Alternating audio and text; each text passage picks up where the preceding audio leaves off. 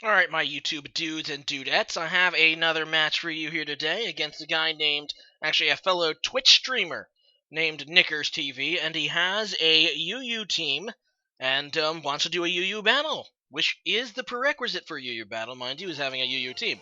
I have one too. Let's do this without further delay. Alright, so, yeah, his in-game name is Motzi. That's a cool name.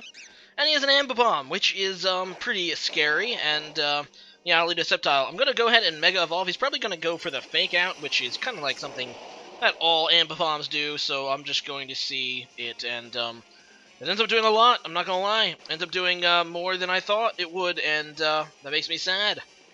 And yeah, I do flinch, and he is going to switch out now, not wanting to take any move that I can do, and he goes out into his Tentacruel, which is good because I go for the Focus Blast. I miss anyway, but it wouldn't have done much anyway. And then I miss with a Leaf Storm, which I knew wouldn't kill, but I just wanted to get some damage, and basically my Sceptile just dies here, having done nothing.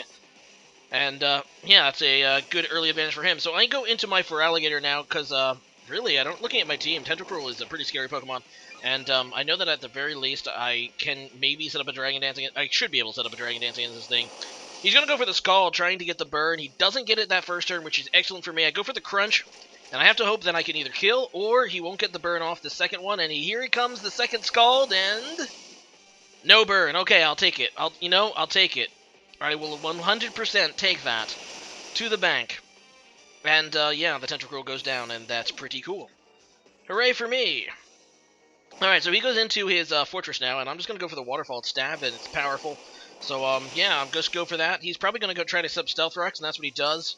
And, yeah, I can get the 2AK off on this thing, or if he wants to switch out, I can get some good damage on whatever he goes into. And he is going to try to switch out and save that for later. Goes out into his Hydreigon, which does resist the Waterfall.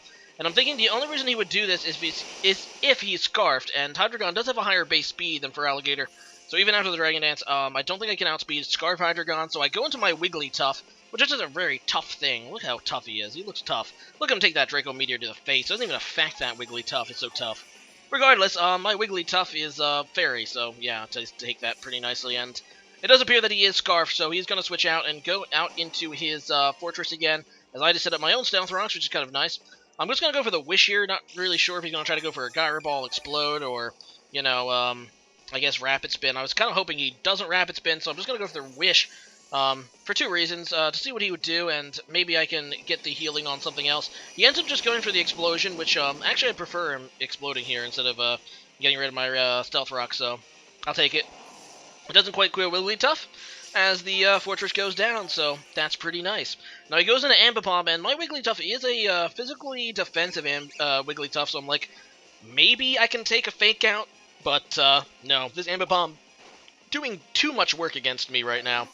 Goes for the Fake Out, and he KOs me, which is bad because I lose that Wish as well, so that sucks. So I go into Infernape. I do have the Mach Punch, so just going to go for that. This is a Choice Band Infernape, and yeah, he ends up going into Arcanine, which is neutral, but he does have Intimidate, which of course is going to lower my attack, and this does appear to be a bulky Arcanine. Look how little damage that does with the Mach Punch. Doesn't do a whole lot. And, yeah, that's pretty excellent for him, and I'm going to switch out because I know I can't really do much. I go into Arbok, I can get the Intimidate right back at him, and hopefully set up a Coil against this thing. When this is the Arbok I've been trying to set up, actually, in the last few battles. Trying to get a YouTube match for it. Yeah, hopefully I can get it up today. So I'm just going to go for that Coil. I don't think he can do anything to me, really, so, yeah, it's basically a free Coil. I know he does have Dugtrio. This is an Adamant Max Attack Arbok, though, and I do have Sucker Punch to hopefully take this thing out. So I do get the Coil, and that is going to raise my attack. Now, normally, you want to abuse Coil with, what is it, not Sludge Wave, Gunk Shot, which is a very powerful poison move that has poor accuracy. And as you can see, Dugtrio is extremely frail, goes down to that Sucker Punch, and that is awesome for me. So he goes back into Ambipom. I know I have to eat at least one of these Fake Outs, but I do have my defense boost, and I'm like, okay, I think I can eat one of these and then take whatever this thing wants to do to me. I'm going for the Gunk Shot here, thinking that he's going to have to switch, because most of the time, Ambipoms don't carry a move that can really hurt me that much, except this thing is a last resort, Ambipom, which is like the one thing that this Ambipom could have done that could have killed me. Like, I could have taken a return, but you know, it's not a normal Ambipom. It is a last resort Ambipom. I could have maybe went for the Sucker Punch to kill this thing, but as I said, I thought he was going to switch, or I was going for the stronger Gunk Shot, and yeah, that sucks. Either way, I go into my own Choice Scarf Hydreigon. I'm just going to go for the Dark Pulse, actually predicting the switch into Arcanine. Good prediction for me, because could have went into his own Hydreigon to resist. And yeah, he doesn't really want to switch, and he's just going to let me kill him after getting some extreme speed damage. Now, I am locked into Dark Pulse since I am a Choice Scarf user, and yeah, it would come down to probably a, RNG who would outspeed between me and him. But the difference is I'm locked into Dark Pulse, and he can use Draco Meteor. I decided to just go into my Feraligatr instead as Death Fire.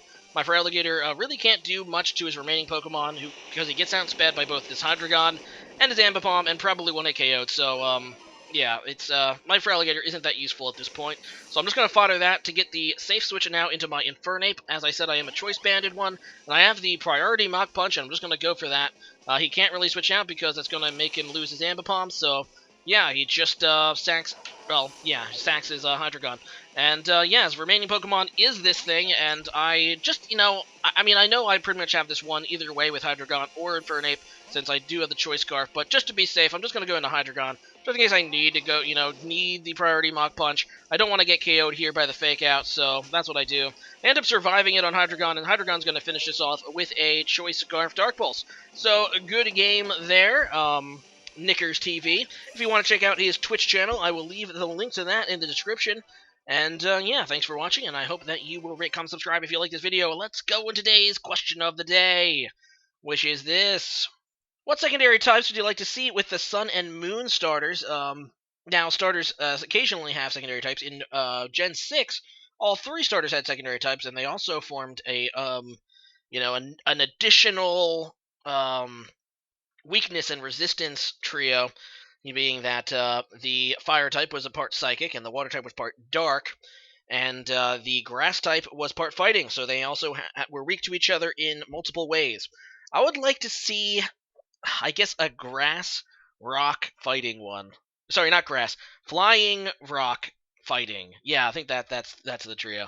And yeah, I think it would be kind of cool if they integrate that with the new starter Pokemon. But leave a comment about what types you want to see combined with these new starters, or anything else you wanted, like any Pokemon you want, animals you want to base them off of. I would like to hear your opinions about these new starters. So leave a comment about that, and see you guys again next time. Bye.